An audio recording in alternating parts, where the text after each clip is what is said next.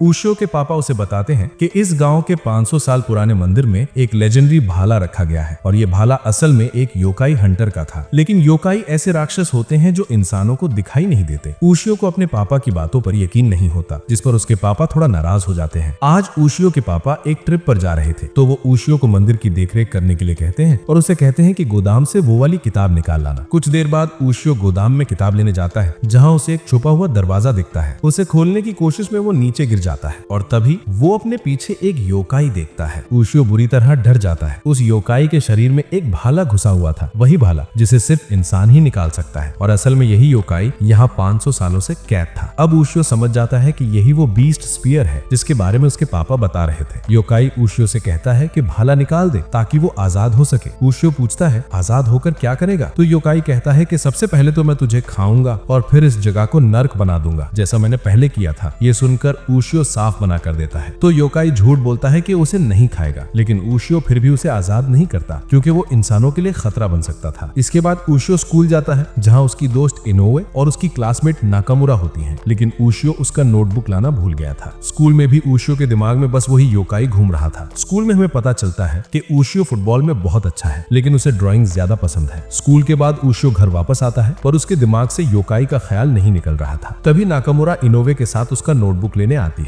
और अचानक ऊशियो को अपने आसपास छोटे छोटे राक्षस दिखने लगते हैं, लेकिन इनोवे और नाकामुरा को कुछ दिखाई नहीं देता। ऊशियो तुरंत फिर से योकाई के पास जाता है और पूछता है कि ये सब क्या हो रहा है। योकाई हंसने लगता है और बताता है इन 500 सालों में मेरी ऑरा यहाँ जमा हो गई थी, लेकिन तूने मुझे छेड़ा तो ये पूरी जगह में फैल गई है, इसलिए छोटे छोटे योकाई इसकी तरफ खिंचे चले आ रहे हैं और क्योंकि तू मेरी ऑरा के संपर्क में आ चुका है इसलिए तुझे ये दिख रहे हैं, बाकियों को नहीं। तभी ऊशियो को नाकामुरा और इनोवे की चीखें सुनाई देती हैं।